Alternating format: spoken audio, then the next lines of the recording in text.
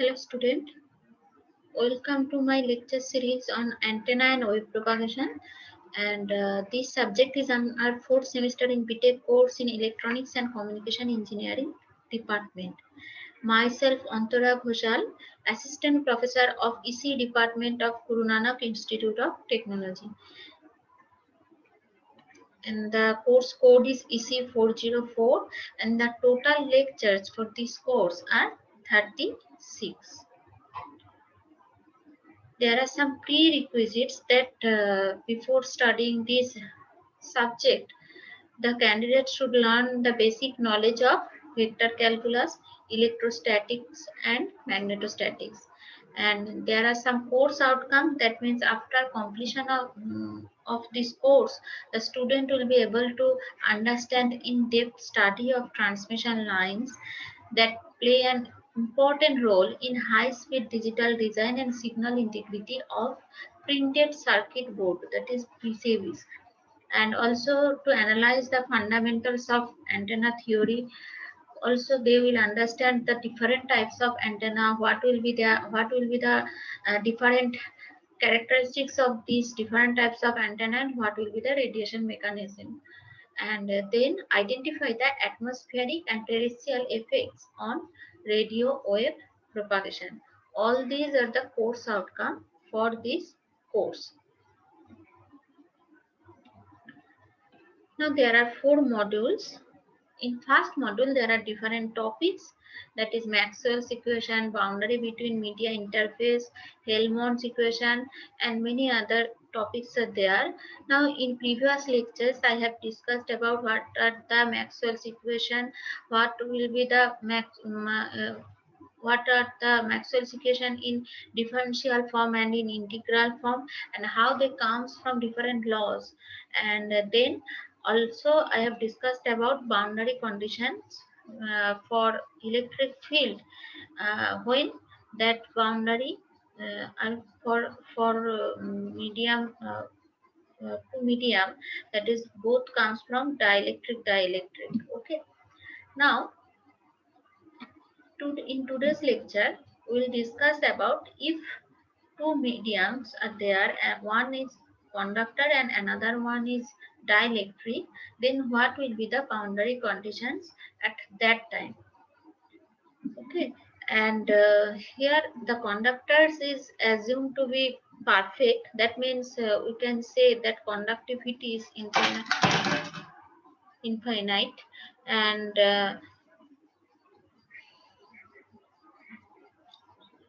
that is from this we can consider that conductors such as copper and silver uh, as a perfect conductor. Okay, and here from the figure we can see also there is a rectangle closed path, that there is a closed path, that is A B C D A, and that is the dielectric. For dielectric medium, here that dielectric conductivity of this dielectric is epsilon equal to epsilon not epsilon r, and another medium is conductor, where that E equal to 0, because that is a perfect conductor. And also we'll consider the pillbox, that is Gaussian surface, and the height of this is del h. Also here that is the that length is del h, and that width is delta w, and this Gaussian surface is rho del s. And here also that epsilon, that is a medium epsilon equal to epsilon 0 epsilon r, and conduct here another medium is conductor. Now to determine the boundary conditions for conductor dielectric interface, we have to follow the same procedure which is used for dielectric interface, except that here we will incorporate the fact that E equal to 0 inside the conductor. Okay. Now already we have discussed that for that this to calculate this boundary condition or to measure the boundary condition, we have to consider the two equation, that is closed path E dot dl equal to 0, and here we are considering the same equation, that is closed path E dot dl equal to 0, and that is equal to the same formula, same equation is written here. Okay, applying that equation, that is closed integral E dot dl equal to 0 to the path that A, B, C, D, A. From the figure we can write this, that closed path A, B, C, D, A, E dot dl equal to Et delta W minus Et delta W for this part minus E n del H by 2, E n del H by 2 for this upper part for medium, for dielectric medium, and the second half path of this BC.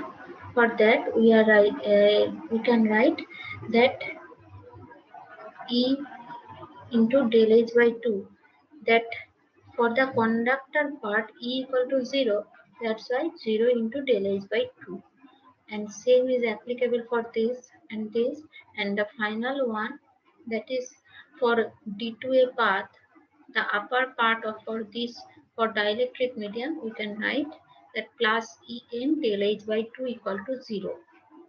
Now from the total equation we can write that Et delta W equal to 0, and from these we can write Et equal to 0. That's mean also D2 equal to 0, because dt equal to epsilon, and this dt equal to epsilon 0 epsilon r et, that is equal to 0. That is the final equation, that is dt equal to epsilon 0 epsilon r et, that is equal to 0. That means boundary conditions for the normal components which are obtained by applying Gauss's law, that is the for small second part, final equation is this, that d2 equal to epsilon 0 epsilon r e2 equal to 0. That means no electric field may exist within a conductor, and from that we can write this, and the electric field E can be external to the conductor and normal to its surface.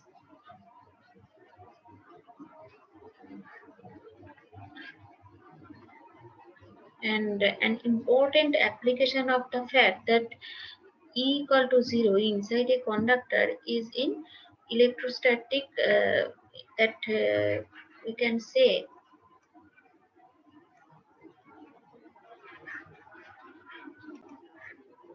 that in electrostatic screening or shielding. Okay, now for the next part, that means for this part here we are considering a pillbox, that is Gaussian, according to Gaussian law, Gauss's law. We are applying this Gauss's law in a pillbox, for the small pillbox, and for from this we can write that closed path is d dot ds equal to q, and from this we can write dn del s minus 0 into del s, because here E equal to 0, that means also D equal to 0, and we can write dn del s minus 0 into del s, that is equal to del q. Here we are assuming that del h tends to 0 because it is very small, and then from that equation that we can write dn equal to del q by del s, that is equal to rho s. That means dn equal to epsilon 0 epsilon r e n equal to rho s. That means no electric field exists inside a perfect conductor, and the external electric field, if any, it is normal to the conductor surface, as it is given by dn equal to rho s.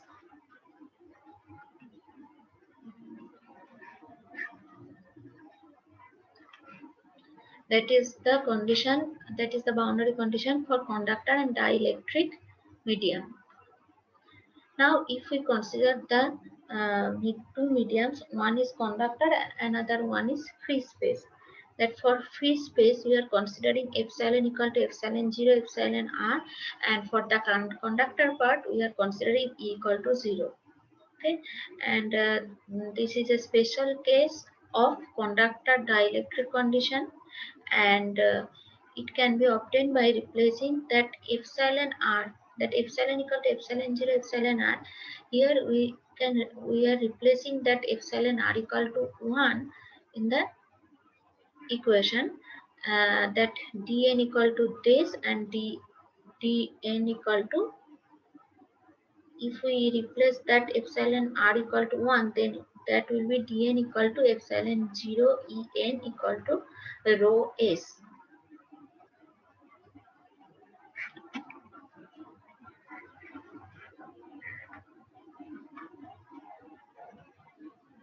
Also, the same equation is applicable for this condition, that is conductor free space boundary condition, except that the electric field E to be external to the conductor and normal to its surface.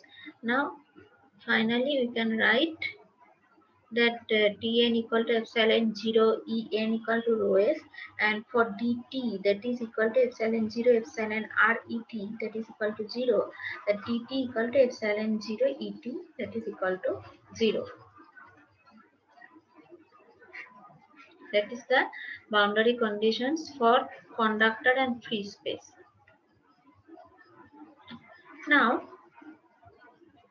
next is magnetic boundary conditions. Till now, we have discussed about what is the boundary conditions for three different medium for electric field.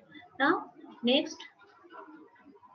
now we will discuss about what are the magnetic boundary conditions. Now, for the magnetic boundary conditions, we will consider H and B. That H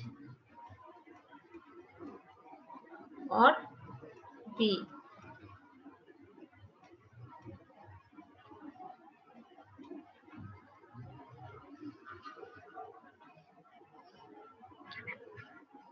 That means what are the conditions that H or B field must satisfy at the boundary between two different media.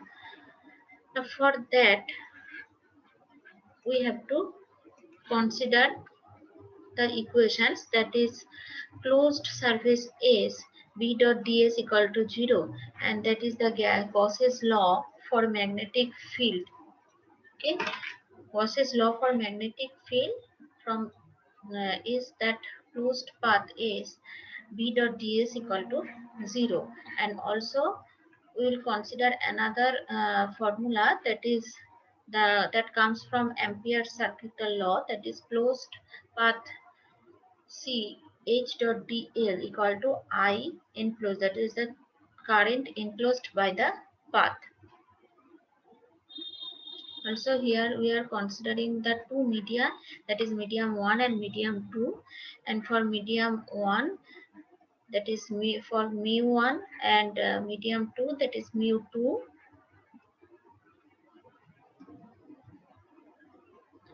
and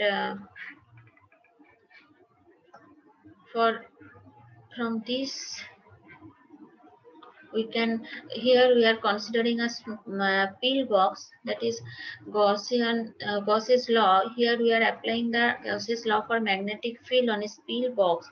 Here also that the length is del h, that is very small, and we will divide this del h by 2, because for the medium 1, that is del h by 2, for medium 2, that is the length is del h by 2, and that is the surface, Gaussian surface, that is del s, and for the normal component we will write bn for medium 1 and bn2 for medium 2, that is the direction, and B1 and B2 is the magnetic flux density. And if we decompose it in two direction, that is normal component and tangential component, here also this is the normal component and this is the non tangential component, and that is the direction. Now we know that B equal to mu H. Here we will use this equation, that B equal to mu H.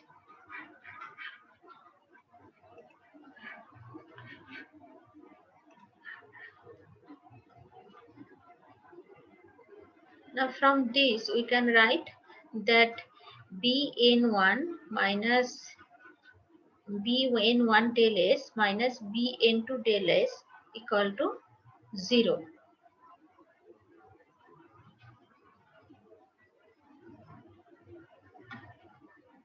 That is equal to 0, and from this we can write Bn1 equal to Bn2, that is B2 vector minus B1 vector into An vector, that is the unit vector, equal to 0.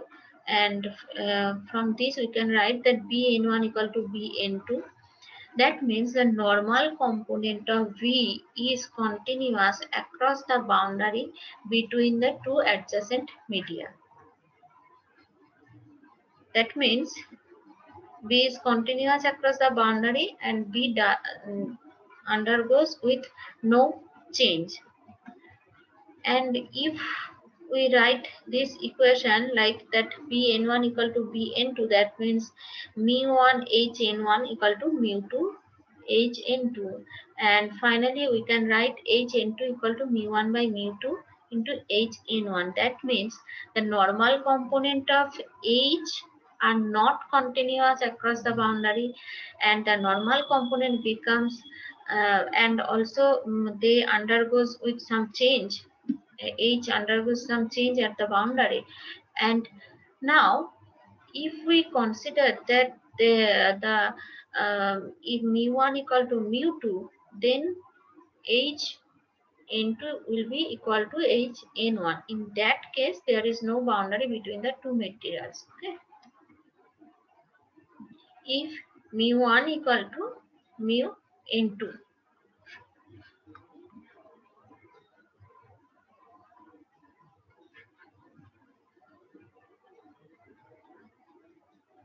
Now next is, here we will consider the H, and for that we will consider the closed path, that is ABCDA, and here also we will apply this equation like that, that is the closed conductor C across the boundary, and here we will consider this equation, and from this we can write that HT2 del I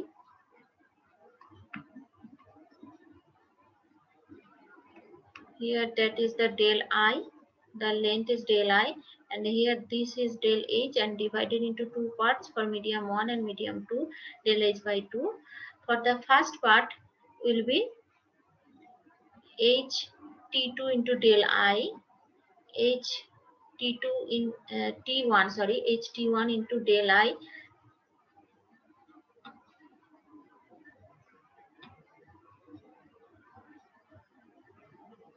plus H into del H by 2, H n1 into del H by 2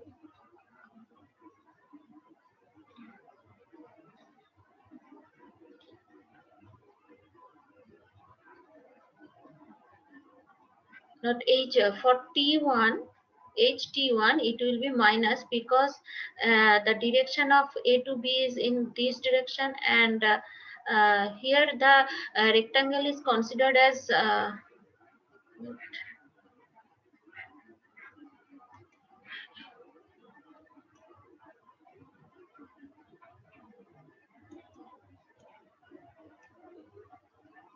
A, B, C, D, A.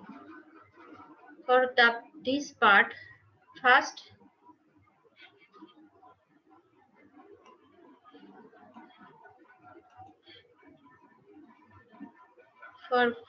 part, that is HT2 del I, that is HT2 del I, both are in same direction, that's why it is in positive, plus HT2 into del I. And the next is HN2 into del H by 2, HN2 into del H by 2, both are in same direction, that HN2 and this. That's why it is positive. Then HN1 del H by 2. It is also in both are in same direction, HN1 and B2C. Next is HT1 minus HT1 del I, because that C2D is in opposite direction with HT1. That's why minus HN1 into del H by 2 and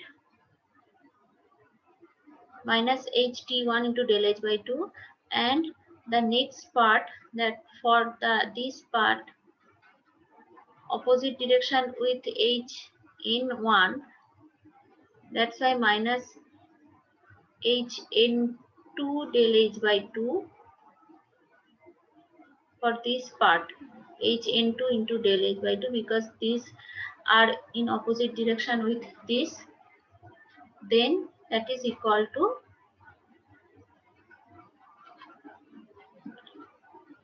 Ku del I.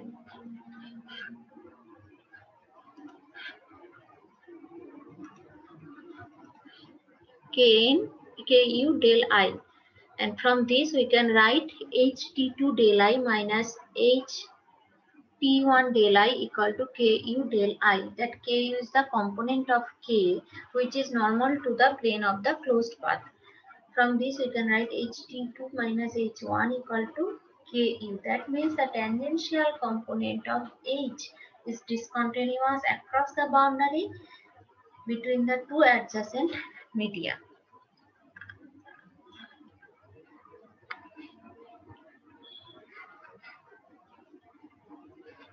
And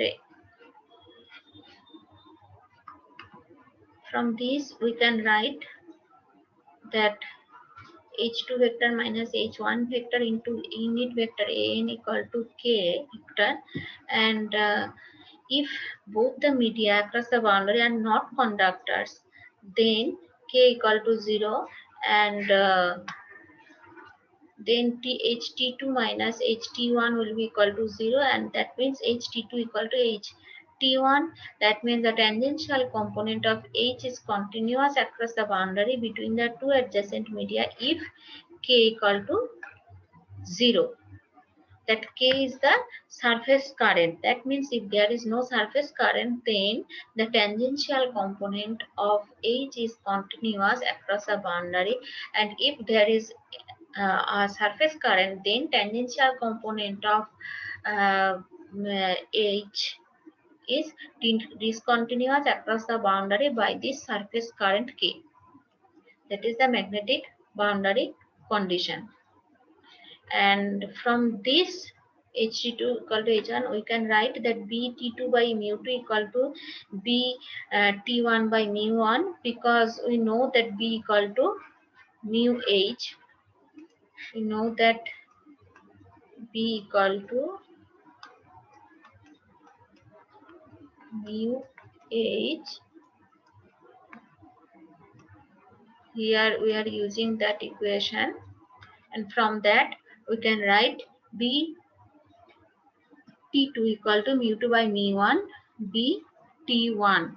That means tangential component of B is discontinuous across the boundary between the two adjacent media if K equal to 0.